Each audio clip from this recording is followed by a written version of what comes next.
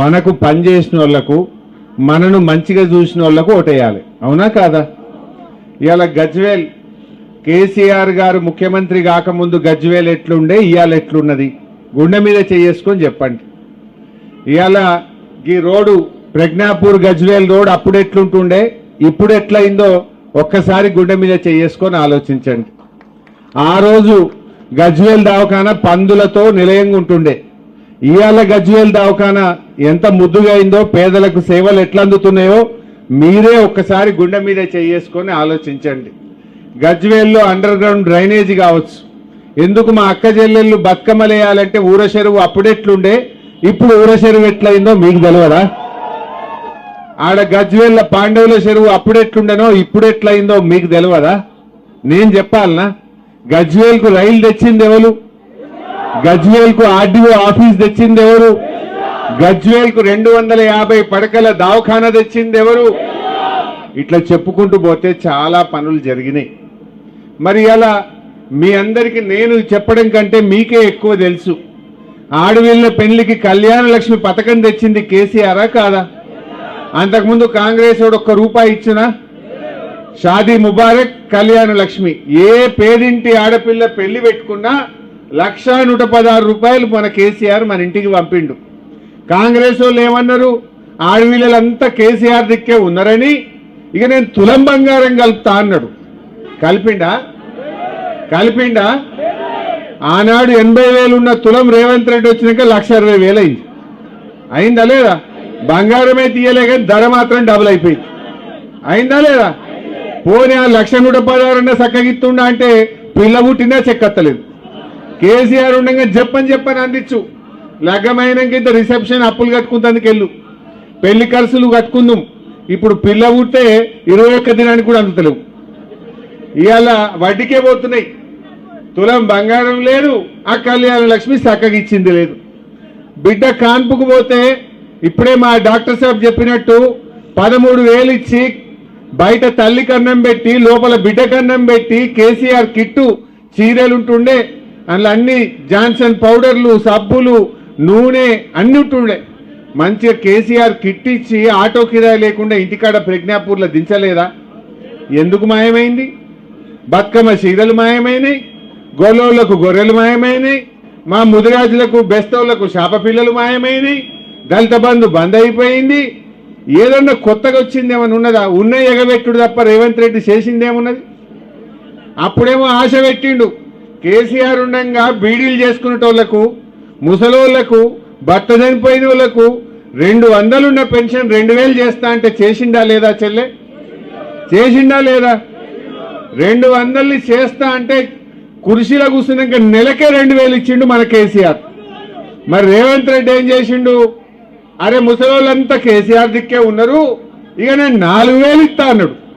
బీడీలు చేసే వాళ్ళకి 4,000 ఇస్తా అన్నాడు. ₹4 ఇచ్చిండు. చెల్లె ₹4 వచ్చినాయా? ఎంత మోసం! నేను మొన్న అసెంబ్లీలో పట్టుకొని ఏమైనా 26 నెలలైంది, ఇక సగం అయిపోయింది. 5 ఏళ్లలో సగం అయిపోయింది నువ్వు కుర్చెక్కి.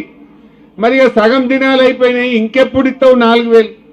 26 నెలలు అంటే నెలకు 2,000 అంటే అవ్వకు తాతకు 52,000 బాకీ పడ్డాడు రేవంత్ రెడ్డి. పడ్డా లేదా?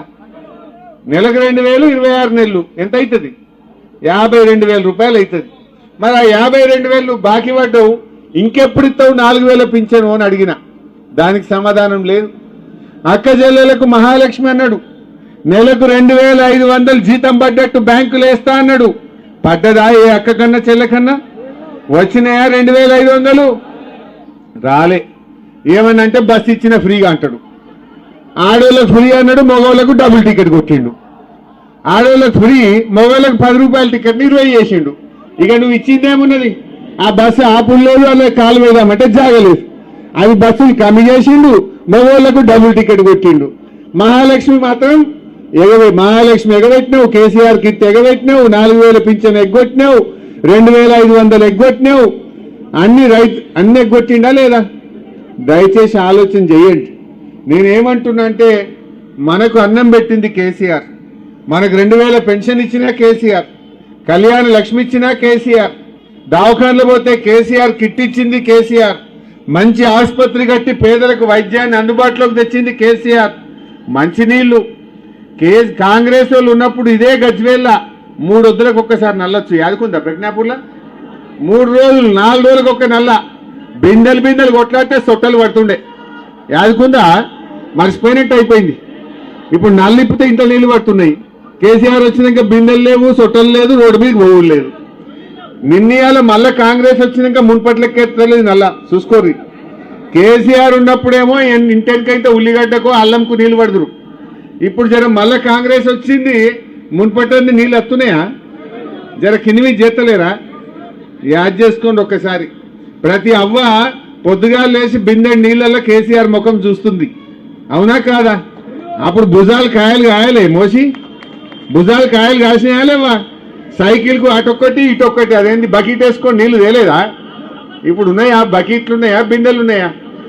ఇంట్లో నల్ల తిప్పితే బంగ్లా మీదకి వచ్చేటట్టు చేసింది కదా కేసీఆర్. మర్చిపోదామా? సర్ది తిన్న రేవు తలవాలనా వద్దా? దయచేసి ఆలోచన చేయండి. ఇగో ఏమున్నా 2 ఏళ్ళు అయితే మళ్ళీ కేసీఆర్ సీఎం అవుతాడా కాడా? అందరు యాద్ చేసుకుంటున్నారు. అరే పెద్ద మనిషి మంచిగుండే అంటురా లేదా? వీడెక్కడ దొరికిండు బుడ్బుడుకలో లెక్క అంటలేరా? ఏమున్నది? ఏమైనా 4000 పింఛన్ ఎప్పుడు ఇస్తావంటే నీ లాగులో తొండలు దొరకొడతా అంటాడు. అరే అక్క చెల్లెలకు 2500 ఎప్పుడు ఇస్తావురా భయ్ అంటే నీ పేగులు తీసుకొని మెడలేసుకొని తిరుగుతా అంటాడు. గివి తప్ప ఏమన్నా మంచిగా మాట్లాడే ముచ్చట ఉన్నదా? మొన్నేందో హార్వర్డ్ పోయి వచ్చిండట. వీణ హార్వర్డ్ పోయినా అంతరిక్షం పోయినా కుక్కతోక వంకరది. అది బూతులు తప్ప ఇంకేమన్నా వస్తాయా? కేసీఆర్ జాతిపిత ఎట్లయితాడు అంటాడు. కేసీఆర్ లేకపోతే తెలంగాణ వచ్చునా? అసలు ఈ తెలంగాణ, ఈ స్వరాష్ట్రం ఎట్లొచ్చింది? కేసీఆర్ త్యాగాలతోని ఆయన ఆమరణ నిరాహార దీక్ష పడితే మీరందరూ కూడా దీక్ష పట్టిరు కదా. తెలంగాణ కోసం మీరందరూ బయలుదేరలే రోడ్ల మీదకి. ఈ రేవంత్ రెడ్డి నన్ను ఒక్కనాడైనా జై తెలంగాణ అన్నాడా? ఈయన ముఖానికి. తెలంగాణ తెచ్చిన దాంట్లో మీరు అమరులు. కేసీఆర్ ఇంతమంది కొట్లాడి మనం తెలంగాణ తెచ్చినాం. కేసీఆర్ లేకపోతే తెలంగాణ వచ్చునా? అసలు అది వచ్చబెట్టుకే నువ్వు ఇలా కుర్చీలో కూర్చున్నావు. ఈయన కేసీఆర్ ముమ్మాటికి జాతిపిత, రేవంత్ రెడ్డి బూతు పిత. వీడు బూతులు తప్ప ఏమన్నా అవనికి. అదే నువ్వు ఇప్పుడు ముఖ్యమంత్రి అంటే ఏం మాట్లాడాలి? ఇగో నేను 4000 పింఛన్ రేపటికెళ్ళి ఇస్తున్నా అని చెప్పాలి. లేకపోతే నేను మహిళలకు బాండ్ పేపర్ మీద రాసి సంతకం పెట్టి ప్రామిసరీ నోటు మీద 2500 ఇస్తా అన్నా ఇక రేపటి నుంచి ఇస్తా అని చెప్పాలి. గది చెప్పాడు. అదేం మాట్లాడితే బూతులు, తిట్టుడు. అరే కేసీఆర్ ఏమో నీ పొలాలకు నీళ్ళు ఎట్లా తేవాలని తనలాడిండు, మీ ఇళ్లకు మంచి నీళ్ళు ఎట్లా తేవాలనో తనలాడిండు, రోడ్లు ఎట్లా వేయాలనో తనలాడిండు. బీసీ ఆడపిల్లల కోసం మహిళా రెసిడెన్షియల్ డిగ్రీ కాలేజీలు పెట్టిండు. బీసీ పిల్లల కోసం గురుకుల పాఠశాలలు పెట్టిండు. ఎస్సీ పిల్లల కోసం ఎస్సీ గురుకులాలు పెట్టిండు. ఎస్సీ ఆడపిల్లల కోసం ఎస్సీ రెసిడెన్షియల్ మహిళా డిగ్రీ కాలేజీలు పెట్టిండు. అరే పిల్లల చదువుల కోసం కేసీఆర్ ఆలోచించిండు. ఆడపిల్లల కోసం కేసీఆర్ ఆలోచించిండు. మా ముస్లిం మైనారిటీ పిల్లలు చదువుకోవడానికి टिमरी स्कूल बैठलेरा गजवेल में टिमरी स्कूल 2 स्कूल लगाए तो हमारी माइनॉरिटी के बच्चे और बच्ची कितना अच्छा इंग्लिश मीडियम में पढ़ ले रहे। रेवंत रेड्डी आने के बाद 1 रुपया का काम हमारे मुसलमानों के लिए कुछ हुआ क्या? 1 पैसे का काम हुआ क्या? मैं पूछना चाहता हूं। ये कांग्रेस वाले आके वोट पूछ रहे, क्यों डालना? कांग्रेस వాళ్ళు వచ్చి చేయి గుర్తుకు ఓటేయమంటుందమ్మా. రూపాయి పని చేసిందా అని అడుగుతున్నా. 1 రూపాయి పని, 1 తట్టెడు మట్టన్న 2.5 ఏళ్ల కాంగ్రెస్ వాళ్ళు గజ్వేల్లో చేసిండ్రా? చేస్తే ఆడ చేసిందో చూపిది. కేసీఆర్ చేసిన పనులే మా ప్రజ్ఞాపూర్ బస్ స్టాండ్ మంచిగా 2 అంతస్తులు స్లాబ్ పడ్డది. ఇంత సున్నమేస్తే దాన్ని చాలు చేయొచ్చు. మీ ముఖానికి 2.5 ఏళ్ల సున్నమే శాతనైతలేదు మీకు. 2.5 ఏళ్ల నుంచి ప్రజ్ఞాపూర్ బస్ స్టాండ్ ఆగబెట్టి పెట్టిన దరిద్రులు ఇంకా సిగ్గు లేకుండా ఏ ముఖం పెట్టుకొని వచ్చి కాంగ్రెస్ వాళ్ళు ఓటు అడుగుతారు? నేను అంటున్నా, ఏంది మీరు చేసిన రూపాయి పనేమన్నా ఉన్నదా అని నేను అడుగుతా ఉన్నా. బతుకమ్మ చీరలు ఎగ్గొట్టుడు, రైతు బంద్ ఎగ్గొట్టుడు, రైతు బీమా ఎగ్గొట్టుడు, లేకపోతే మా కేసీఆర్ కిట్ ఎగ్గొట్టుడు, గొర్రెలు బంధు పెట్టుడు, మా మైనారిటీ బంధు పెట్టిండ్రు, మా దళిత బంధు పెట్టిండ్రు, మా బీసీ బంధు పెట్టిండ్రు. అప్పుడేం చెప్పిండ్రు? దళిత బంధు కేసీఆర్ 10 లక్షలు ఇస్తుండు, మేమైతే 12 ఇస్తామన్నారు. 12 లేదు, 10 లేదు, ఒక్కనికన్నా ఇచ్చిరా? ఒక్కనికన్నా ఇచ్చిరా? అన్ని జూటా మాటలు మాట్లాడి అబద్ధాలు చెప్పి మోసం చేసిండ్రు. నిన్న రేవంత్ రెడ్డి మాట్లాడుతుండు, రైతు బంధు ఎందుకైనా భయం నేను అడిగిన, నేను ఎలక్షన్ అయిపోయినాక ఎత్తా అంటుండు. ఎంత లంగ మాటలు చెప్పుర్రి. ఇప్పుడు కరోనా వచ్చింది కేసీఆర్ ఉన్నప్పుడు, గజ్వేల్లో ప్రజ్ఞాపూర్లో కరోనా వస్తే నేను వచ్చి గల్లీలలో తిరిగిన, భయపడకుండా నేను ఉన్నాను. రెమిడిసివిర్ ఇంజక్షన్లు తెచ్చి ప్రజ్ఞాపూర్లో పెట్టి ఎవరికన్నా జ్వరం వస్తే ఇంటికే డాక్టర్ని పంపించినాం మేము. ఆ రోజు మీకు 10 కిలోల బియ్యం ఫ్రీగా ఇచ్చినాం. కరోనా వచ్చినప్పుడు యాదకుంచుకుందో ఉన్నదో లేదో మీకు 10 కిలోల బియ్యం ఇచ్చినామా లేదా? కరోనా వచ్చినప్పుడు 2 ఏళ్ళు అట్లా ఇచ్చినాం. 1500 రూపాయలు ఇచ్చినాం. ఏదొచ్చినా మేము నిలబడ్డాం. ఇప్పుడు ఆ కరోనాలో కూడా రైతు బంధు పైసలు టైం మీద వేసిండా లేదా కేసీఆర్? కరోనా వచ్చినప్పుడు రైతు బంధు ఆగిందా? మరి ఇప్పుడు ఎందుకు ఆగింది? ఇప్పుడు రైతు బంధు అంటే డిసెంబర్లో ఇచ్చిండు కేసీఆర్. ఇప్పుడు జనవరి అయిపోయి ఫిబ్రవరి వచ్చింది.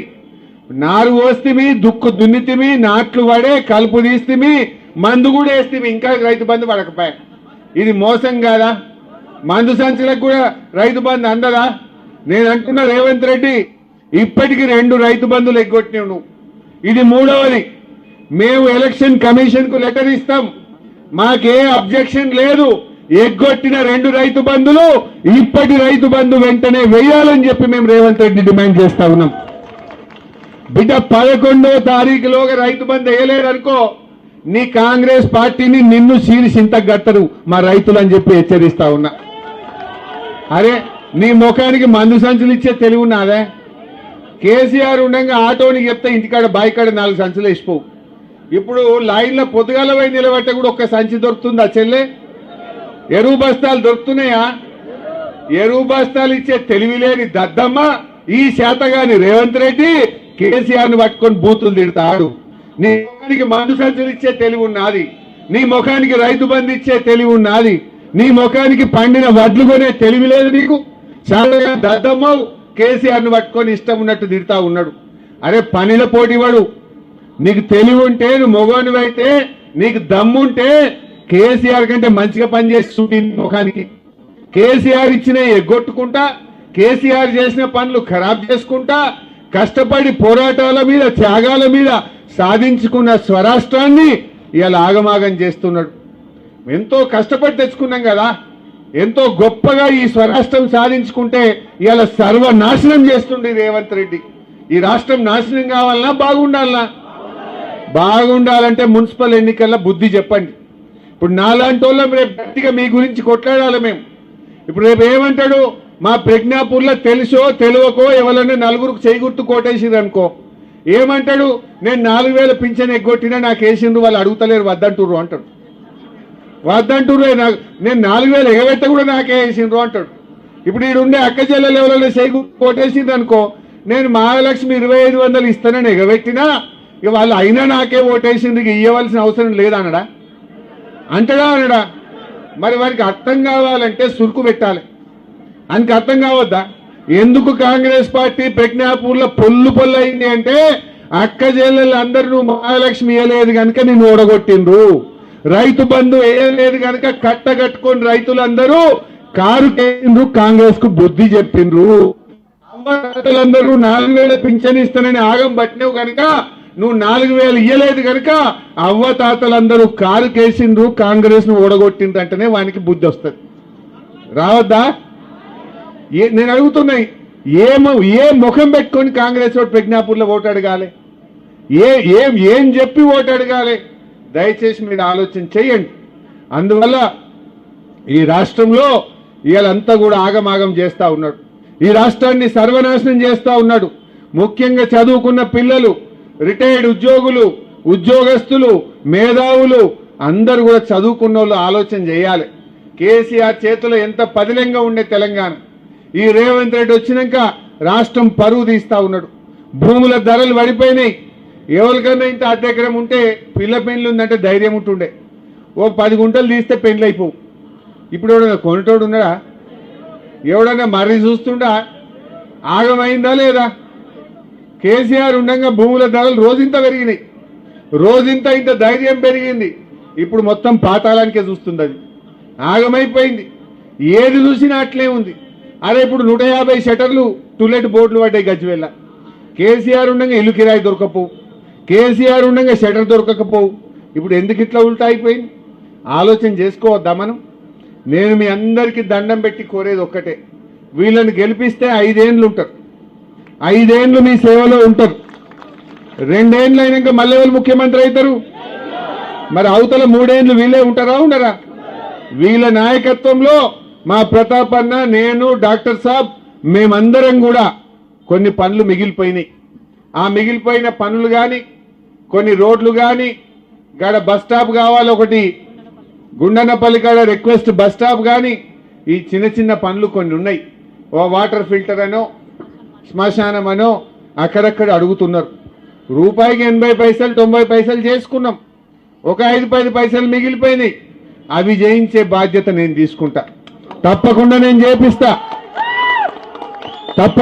చేపిస్తా. దయచేసి ఈ ముగ్గురిని గెలిపించండి. ఇలా వాళ్ళు వస్తారు, ఆ రేవంత్ రెడ్డి అడగో లంచాలు తింటుండు, పైసలు పంపుతారట, ఇక ఓట్లకు కట్టలు పంపుతారట. తీసుకొని ఆగమైదామా? ఇప్పుడు 2000 ఇస్తారేమో చెల్లె, ఆ 2000 నీ పింఛన్ వేస్తే నెల వస్తుంది కదా, గా పని చేయాలి. కేసీఆర్ గెలిస్తే ఈ పాటికి 4000 అయిపోవు. కానీ రేవంత్ రెడ్డి గెలిచి 26 నెలలైనా కాలే. ఆలోచన చెయ్యండి. అందువల్ల ఈ ముగ్గురిని గెలిపియండి. నేను తప్పకుండా మీకు అందుబాటులో ఉంటాం. మీకు ఏ కష్టం వచ్చినా, ఏ ఆపద వచ్చినా, ఇప్పటిదాకా ప్రజ్ఞాపూర్ గజ్వేల్ను చక్కగా అభివృద్ధి చేసుకున్నాం. రేపు కూడా మంచిగా చేసుకుందాం. మళ్ళా పాత రోజులు రావాలి, మళ్ళా ప్రజ్ఞాపూర్ కదర్ పెరగాలి, మన గజ్వేల్ గౌరవం పెరగాలి అంటే మన కారు గుర్తు గెలవాలి. కారు లేకముందు, కేసీఆర్ లేకముందు మన కదరేముండే? సార్ వచ్చినాక మన కదర్ పెరిగిందా లేదా? కేసీఆర్ వచ్చినాక మన గౌరవం పెరిగిందా లేదా? యాడికన్నావో నేను ప్రజ్ఞాపూర్ అంటే మీకు ఇంత నవ్వుకుంటా మాట్లాడిందా లేదా? మరి దయచేసి ఆలోచన చేయండి. ఇవాళ మళ్ళీ వాళ్ళు వీళ్ళు ఇక బీజేపీ వస్తాడు, ఆ పువ్వు గుర్తోడు. ఎన్నడన్నా ఒక పైసా పనిచేసిందా వాళ్ళు? ఒక్క రూపాయి, ఒక్క పైసా ఏం చేసింది పువ్వు గుర్తు? వాళ్ళని చూసి కూడా ఆగమైదామా? వాళ్ళన్ని మాటలు తప్ప, అక్షింతలు వంచుడే తప్ప ఏమైనా ఉన్నదా? మన కేసీఆర్ ఎన్ని గుళ్ళు కట్టించిండమ్మా? యాదగిరిగుట్ట లక్ష్మీనరసింహ స్వామి గుడి ఎంత బాగా కట్టించిండు కేసీఆర్.